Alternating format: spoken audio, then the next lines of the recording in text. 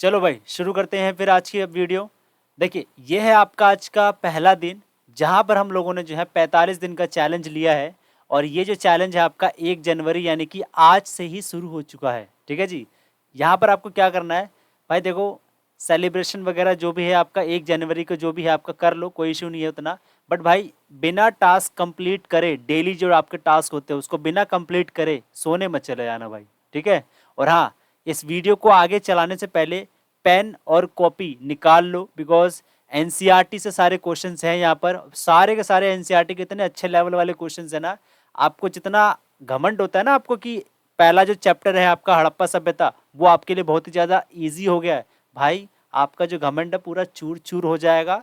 अभी आप देख लीजिएगा कि आपके आउट ऑफ 10 कितने मार्क्स आते हैं। एक एक नंबर के क्वेश्चन है, सारे ही आपके एमसीक्यू बेस्ड क्वेश्चन है। ठीक है, जरा अटेम्प्ट करके देखिएगा। ओके। और एक और चीज़ बता रहा हूँ, बहुत सारी आपको नई जानकारी मिलने वाली है, बहुत सारी न्यू इन्फॉर्मेशन आपको मिलने वाली है, तो भाई उसके लिए ही बोल रहा हूँ बार बार पेन और कॉपी निकाल लेना। ठीक है। और जैसा कि आप लोगों को पता होगा कि इन 45 दिनों के अंदर जो है हम लोग इन 45 दिन का जो चैलेंज है, आपका बोर्ड एग्जाम आ जाएगा 15 फरवरी से, तब तक जो है हम लोग पॉलिटिकल साइंस प्लस आपका जो हिस्ट्री है 12th क्लास का, इन दोनों ही सब्जेक्ट्स को जो है हम लोग 45 दिन का जो है टारगेट लेकर चल के, जहां पर हम एमसीक्यू के क्वेश्चंस को टोटली एनसीईआरटी बुक से ही बना करके पढ़ेंगे। ठीक है जी। और आज है हमारा डे 1, जहां पर हम लोग जो है ईंटें मन के तथा अस्थिया वाला जो है चैप्टर आज करेंगे, और ये है आपका पार्ट 1, पार्ट 2 भी आएगा। ठीक है जी। चलिए बिना देरी करे शुरू करते हैं आज की अपनी वीडियो। और आपको पता है मैंने इस वाली वीडियो के अंदर आपको कैसे बताई सारी चीज़ें कि आप कैसे फॉलो कर सकते हैं डेली अपना टास्क बना करके।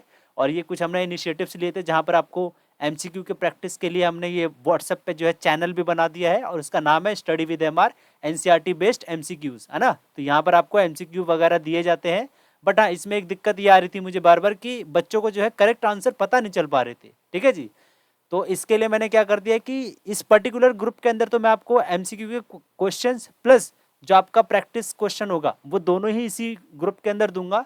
और एक और चीज़, आपका जो आंसर नहीं पता चल रहा था ना कि कौन सा करेक्ट आंसर है, उसके लिए मैंने क्या करा कि यूट्यूब की जो कम्युनिटी वाला है सेक्शन, वहीं पर जो आपको मैं डेली बेसिस पे जो क्वेश्चंस आपके व्हाट्सएप चैनल पे डालता हूँ, सेम क्वेश्चंस आपके 5 क्वेश्चंस मैं यहाँ पर भी डाल देता हूँ। और यहाँ पर आप क्लिक करोगे ना तो उसको फिर एक्सप्लेनेशन भी आपको मिलेगा कि क्या लिखा हुआ है क्या नहीं चीज़ है, समझ गए। और जो राइटिंग प्रैक्टिस है भाई, उसके लिए तो मैं आपको जो व्हाट्सएप का चैनल है वहीं पर आपको क्वेश्चन जो है डाल के दूंगा। ठीक है। तो चलिए बिना देरी करे शुरू करते हैं आज की अपनी वीडियो। उससे पहले दोबारा बोल रहा हूँ, पेन और कॉपी निकाल लो भाई, आलसी इंसान मत बनो। ठीक है। और लेकिन उससे पहले जरा एक और चीज सुन लीजिए, क्या बोर्ड की टेंशन मिटाओ, एनसीईआरटी एमसीक्यू लगाओ। ठीक है जी। अभी नहीं तो कभी नहीं, टाइम टू गिव योर 100%। ठीक है जी। अभी आपको अपना 100% एफर्ट दिखाना ही दिखाना पड़ेगा। चलिए आज का जो सबसे पहला हमारा सबसे खूबसूरत क्वेश्चन है वो क्या है, और ये वाला जो क्वेश्चन है ना आपका प्री बोर्ड के अंदर जो गर्ल्स का पेपर हुआ ना मॉर्निंग शिफ्ट में, उस वाले शिफ्ट के अंदर जो ये क्वेश्चन आया भी हुआ। यहाँ पर क्या बोला जा रहा है कि जो आर्कियोलॉजिस्ट होते हैं यानी जो पुरातात्विद होते हैं, वो संस्कृति शब्द का जो विषय है वो किससे रिलेटेड जोड़ करके देखते हैं, और उनमें से कौन सा गलत कथन है, इन चारों में से कोई एक स्टेटमेंट गलत है जो कि संस्कृति शब्द का मतलब सही से नहीं बता रही होगी। तो इन चारों में से कौन सा, वो जरा देखते हैं। क्या हर एक संस्कृति की जो है अपनी विशिष्ट शैली होती है, जी हाँ बात सही है ये। अगला क्या है कि हर एक संस्कृति जो है एक भौगोलिक क्षेत्र में पाई जाती है, जी हाँ ये भी बात सही है। हर एक संस्कृति जो है एक ही कालखंड में घटित होती है, जी हाँ ये भी बात सही है। और चौथा क्या बोल रहा है कि ये अलग अलग सभ्यताओं में से संबंधित होती है, जी नहीं ये अलग अलग सभ्यताओं से नहीं, एक ही सभ्यताओं से संबंधित होती है।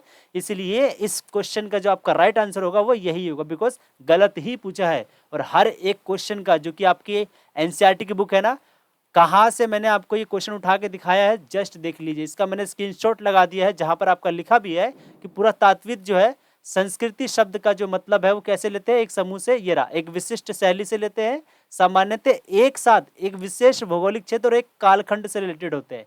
इसी को जो है संस्कृति शब्द का मतलब लिया जाता है। अब हमारा नेक्स्ट क्वेश्चन है वो क्या है कि हड़प्पा सभ्यता का कुल समय काल कितना है। यहाँ पे याद रखिए कुल समय काल पूछ रहा है। ठीक है, कैसे देखते जरा।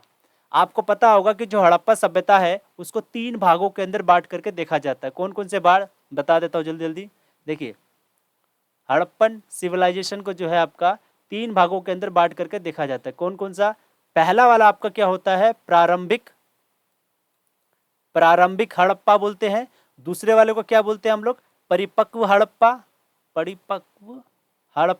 और तीसरे वाले को क्या बोलते हैं, उत्तर हड़प्पा। मतलब क्या, प्रारंभिक को क्या बोलते हैं हम लोग, अर्ली, और परिपक्व को क्या बोलते हैं हम लोग, मैच्योर, और आपका उत्तर वाले को बोलते हैं हम लोग लेट।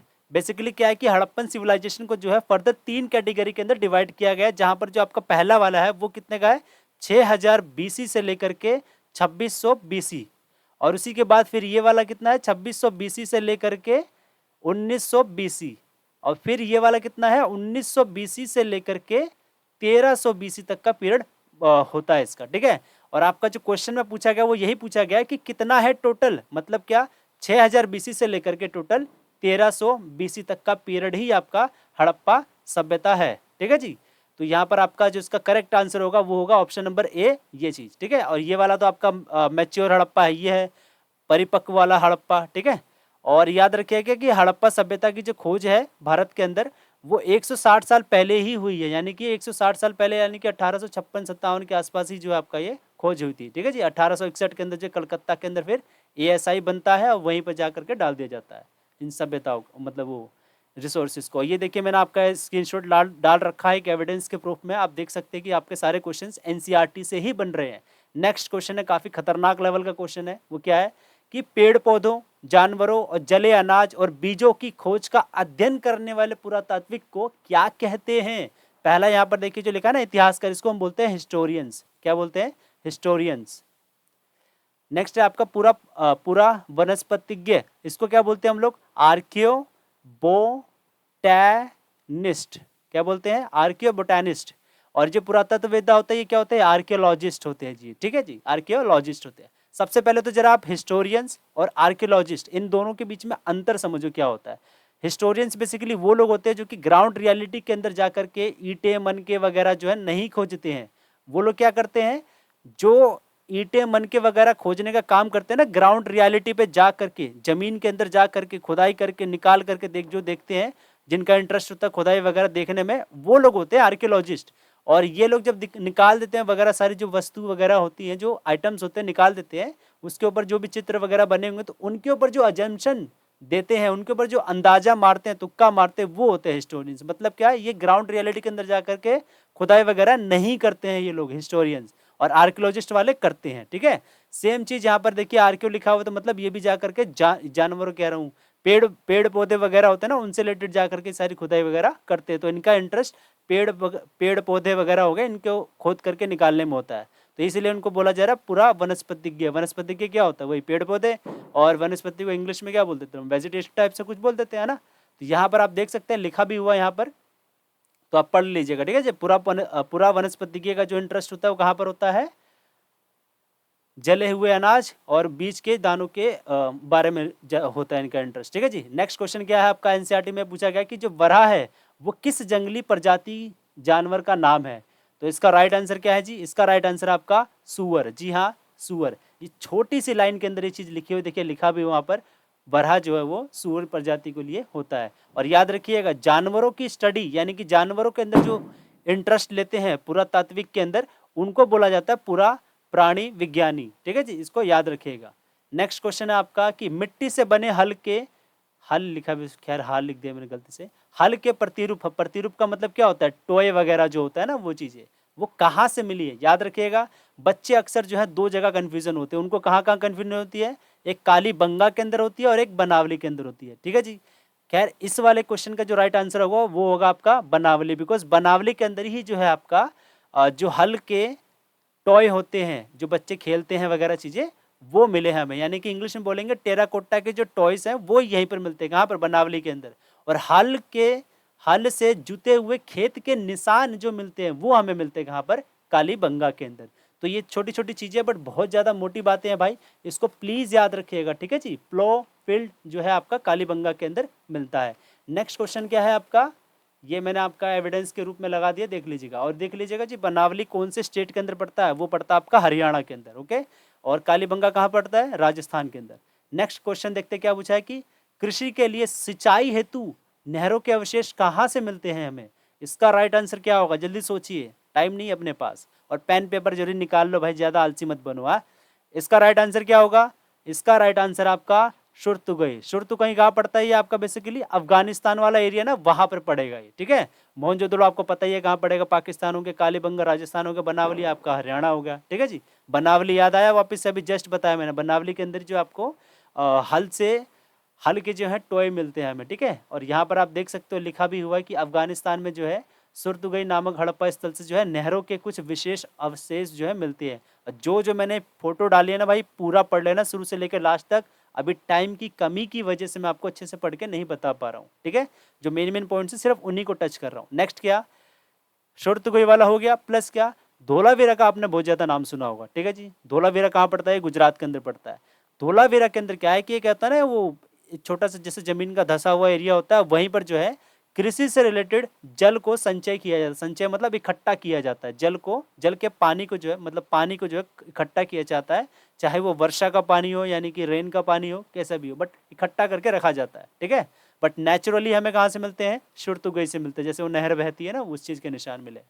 अगला क्वेश्चन क्या पूछा गया है कि किन्हें भारतीय पुरातत्व का जनक कहा जाता है, यानी कि वो is known as the father of Indian archaeology. Indian archaeology के फादर कौन है? याद रखिएगा, उन्होंने जो फादर है ना, उन्होंने क्या करा था 1861 के अंदर जो है ASI की स्थापना करी थी। क्या करी थी? आर्कियोलॉजिकल सर्वे ऑफ इंडिया की स्थापना करी थी। कहां पर करी थी इन्होंने? बंगाल के अंदर करी थी, कलकत्ता के अंदर, जो कि कलकत्ता उसकी राजधानी पड़ती है, ठीक है। तो इन महाशय का नाम क्या है जिन्होंने ये चीज करा था? उनका नाम है अलेक्जेंडर कनिंगम। जी हाँ, इसका नाम है अलेक्जेंडर कनिंगम। और इसका जो एविडेंस है, मतलब एनसीईआरटी में कहाँ लिखा हुआ है, वो भी मैं आपको जस्ट अभी दिखा दूंगा। बट उसके अंदर जाने से पहले याद रखिएगा जॉन मार्शल के बारे में। 1924 के अंदर इन्होंने जो है हड़प्पा सभ्यता भारत के अंदर एग्जिस्ट करता है, इसकी ऑफिशियली अनाउंसमेंट इन्होंने ही की थी, ठीक है जी। तो ये मैंने आपका डाल दिया, इसको देख लीजिएगा। नेक्स्ट क्वेश्चन पूछा जा रहा है कि माल गोदाम और विशाल स्नानागार जो है कहाँ से प्राप्त हुए हैं? भाई बहुत ही इजी क्वेश्चन है, आपको पता होना चाहिए, ये मोहनजोदड़ो से हमें जो है प्राप्त हुए हैं, ठीक है। और याद रखिएगा जो विशाल स्नानागार है ना, ऐसे बड़ा सा विशाल स्नानागार है, उसकी जो सीढ़ियां हैं वो हमें उत्तर और दक्षिण की दिशा से हमें मिलती है। ये आपका नॉर्थ वाला एरिया हो जाएगा, ये साउथ वाला, जो सीढ़ी अंदर जाने के लिए मिलती हैं, ठीक है जी। और माल गोदाम क्या होता है? ये स्टोरेज होता है, मतलब क्या, जो आपने फूड वगैरह एग्रीकल्चर वगैरह करके अनाज से उगाया है ना, उसको रखने के लिए जगह होती है। तो पढ़ लीजिएगा, मैंने सारी चीज़ें लिख दी है ना, डाल दी है इनफैक्ट। और आप देख सकते हैं ये माल गोदाम बेसिकली होता है, ये रहा माल गोदाम। और यहाँ पर होगा विशाल स्नानागार के बारे में। और यहाँ ये दोनों कहाँ मिलते हैं आपको? ये मोहनजोदड़ो के दुर्ग वाले एरिया के अंदर मिलती है। दुर्ग क्या होता है? इंग्लिश में बोलते हैं इसे हम सिटाडेल, ठीक है जी। क्या बोलते हैं? सिटाडेल। और ये जो दुर्ग वाला एरिया चारों तरफ दीवार से घिरा हुआ था, मतलब बाउंड्री की गई थी, ऐसा भी हमें प्रतीत होता है। नेक्स्ट क्या है हमारा कि किसी संस्कृति विशेष में रहने वाले लोगों के बीच सामाजिक और आर्थिक भिन्नताएं, यानी कि कौन इंसान गरीब है, कौन इंसान अमीर है, कौन इंसान समाज के हिसाब से ऊंची कास्ट का है, कौन नीची कास्ट का, इसके बारे में आपको कैसे पता चल सकता है? किन विधियों के माध्यम से आपको पता चल सकता है? यही क्वेश्चन पूछा गया है यहाँ पर, ठीक है। तो जो आपके पुराने लोग होते हैं, मतलब कि जो आर्कियोलॉजिस्ट होते हैं, वो लोग क्या करते हैं? स्टडी ऑफ बरियल्स, यानी कि शवदानों का अध्ययन करते हैं, और विलासिता की जो वस्तुएं होती है, मतलब जो लग्जरी वाली वस्तुएं होती है, इन्हीं दो के बेस पर जो है वो पता लगा लेते हैं कि कौन सा व्यक्ति अमीर रहा होगा, कौन सा व्यक्ति गरीब रहा होगा, ठीक है जी। फॉर एग्जाम्पल जो ये शवधान है ना, शवधान मतलब क्या कि जो गर्त होता है, गर्त समझते हैं, मिट्टी को गड्ढा करके फिर उसके अंदर जो है डेड बॉडी को डाल दिया जाता है, मतलब पिट्स बोलते हैं इसको, ठीक है। तो यहाँ पर हमें क्या पता चल रहा है कि हड़प्पा के बहुत सारी जो जगह है ना, वहां पर जो है कुछ कुछ लोगों को जो है गड्ढा खोदने के बाद ईंटों से जो है उनकी चिनाई की जाती थी, पूरा प्लास्टर वगैरह एकदम अच्छे से पॉलिश वगैरह जो है अच्छे से किया जा रहा है। और कई जगह जो है उनको नहीं किया जा रहा, मतलब क्या, ये लोग गरीब थे और ये लोग अमीर थे, सिंपल से पता चल गया। विलासिता की वस्तुओं में एक आता है आपका, एक नाम है आपका फयांस, आपको पता होना चाहिए। फयांस बहुत ही इंपॉर्टेंट चीज़ है जी, ठीक है, फयांस। और ये फयांस को इंग्लिश में कैसे लिखते हैं जी हम लोग? फयांस, ये ऐसे लिखते हैं उसको, ठीक है। फयांस बेसिकली है क्या? ये बेसिकली आपका परफ्यूम का जो बोतल होता है ना, ये वो चीज़ है, क्या है? परफ्यूम का बोतल है ये। और इस परफ्यूम के बोतल को अफोर्ड करना सबकी बस की बात नहीं थी, इसीलिए कुछ खास कह रहा हूँ, कुछ अमीर लोग ही इसको जो है अफोर्ड किया करते थे, ठीक है। इसके बारे में भी देखिए आपकी एनसीईआरटी हमें अच्छे से बताती है, देखिए लिखा भी है यहाँ पर। सामाजिक भिन्नताओं को मारने के लिए इनमें से कई विधियों का होता है, जैसे कि सावधानों का इस्तेमाल करना, और दूसरा है आपका ये विलासिता की वस्तुओं की खोज करना, जिसमें से आपका यहाँ पर देखो लिखा है कि कभी कभी सावधान गर्त की एक दूसरे से होती थी और संकेत देती थी। ये रहा देखो, कुछ स्थानों पर जो गर्त की सतहों पर ईंटों की चिनाई की जाती थी और कुछ स्थानों पर नहीं की जाती थी। सेम चीज़ आपका यहाँ पर फायांस के बारे में लिखा गया है, ठीक है। तो फायांस के बारे में आप लोग देख लीजिएगा। छोटे छोटे पात्र होते हैं, छोटे छोटे पात्र मतलब बर्तन होते हैं। और इसके अंदर ये भी बताया जा रहा है कि जो फायांस का जो मटेरियल है ना, जो बोतल है जहाँ पर ये सुगंधित, ये लिखा है सुगंधित द्रव्य मतलब परफ्यूम बोटल्स इनको बोलते हैं। तो ये अक्सर कहाँ यूज़ की जाती थी? मोहनजोदड़ो और हड़प्पा जैसे बड़े बड़े क्षेत्रों में यूज़ की जाती थी, बड़े बड़े रिच एरियाज़ के अंदर यूज़ की जाती थी। और जो कालीबंगा जैसे गरीब एरिया है वहाँ पर नहीं मिली हमें चीज़ें, ठीक है। और सोना भी जो है हमें हड़प्पा जैसी जगहों से मिला हुआ है। नेक्स्ट क्वेश्चन है आपका, लास्ट क्वेश्चन है इसका। और भाई कमेंट बॉक्स के अंदर जरूर बताना कि आउट ऑफ 10 आपके कितने आए। अगर आपके 5 आए हैं तो भाई आप नॉर्मल माने जाओगे, ठीक है। अगर आपके 5 से ज़्यादा आ रहे हैं तो मतलब अच्छी तैयारी चल रही है आपकी, और 5 से कम आ रहे हैं ना तो भाई एनालिसिस करना स्टार्ट कर दो कि कहाँ कहाँ गलती हुई, क्या क्या इन्फॉर्मेशन आपको नहीं पता थी। और हाँ, इसके बाद आपका वीडियो का पार्ट 2 भी आएगा जहाँ पर आपका पूरा चैप्टर फिर मैं फिनिश कर दूंगा। ये पार्ट 1 के अंदर मैंने आपका जो 5 टॉपिक है शिल्प उत्पादन वाला, वहाँ तक मैंने कवर कर दिया है। और नेक्स्ट जो है बाकी के जो 6 टॉपिक बचेंगे उसको हम नेक्स्ट वाले पार्ट के अंदर करेंगे। टोटल इस चैप्टर के अंदर 11 टॉपिक हैं, ठीक है जी। लास्ट क्वेश्चन क्या आपका देख लीजिए, शिल्प कार्यों में कौन सी बस्ती संलग्न थी? तो भाई इसका राइट आंसर क्या हो जाएगा? जल्दी बताओ जल्दी बताओ। इसका राइट आंसर हो जाएगा आपका चन्हू-दड़ो। क्या हो जाएगा? चन्हू-दड़ो। ये कहाँ पड़ता है? ये पाकिस्तान के अंदर पड़ता है। और इसके बारे में भी इन्फॉर्मेशन आपकी यहाँ पर लिख दी गई है। देखिए, शिल्प कार्यों के अंदर मन के बनाने से अगर चीज़ें होती हैं, और ये कहाँ पर होता है? ये चन्हू-दड़ो के अंदर होता है, ठीक है। देखो लिखा भी, और उसके बाद आगे आगे जा करके क्या बताया जा रहा है कि चन्हू-दड़ो हो गया, लोथल हो गया और धोलावीरा। इन जैसे देशों, इन जैसे क्षेत्रों के अंदर भी जो है हाल ही में जस्ट अभी अभी जो है कुछ विशेष उपकरण भी हमें मिले हैं, जस्ट अभी अभी मिले हैं। इसलिए इसका नाम ज़्यादा पॉपुलर नहीं है। किनका? लोथल का और धोलावीरा का। बट चन्हू-दड़ो में तो बहुत पहले से थे, इसलिए ज़्यादा पॉपुलर वो चीज़ थी। और आगे जा करके बताया क्या जा रहा है एनसीईआरटी के द्वारा कि चन्हू-दड़ो और लोथल, यहाँ से जो माल तैयार होता था वो मोहनजोदड़ो और हड़प्पा जैसे बड़े बड़े शहरों में जाया करता था, ठीक है जी। तो बस इसके लिए इतना ही है। और यहाँ पर एक और क्वेश्चन क्या आ सकता है आपका, ये क्वेश्चन आया भी होता है कि उत्पादन केंद्र की जो है पहचान कैसे की जाती थी? भाई सिंपल सी बात है, जो आप उसका कटा कूड़ा करकट छोड़ोगे तो उससे पता चल जाएगा ना कि हाँ ये वो उत्पादन केंद्र हुआ करता था ये, ठीक है। तो ये आपका इतना हो गया है। लास्ट हो गया एक क्वेश्चन, क्या है? कार्निलन किस रंग के हुआ करते थे? तो आपको पता ही है किस रंग के होते थे, लाल रंग के हुआ करते थे। काफ़ी सुंदर दिखते हैं ये, ठीक है। कार्निलन जो है सुंदर लाल रंग के हुआ करते थे। अब आपका हो गया ये ख़त्म। और भाई लास्ट में दोबारा बोल रहा हूँ, व्हाट्सएप कम्युनिटी हो गई हमारी, और ये यूट्यूब का कम्युनिटी हो गया। इन दोनों को ज्वाइन कर लीजिएगा। जय हिंद, जय भारत, बाय बाय।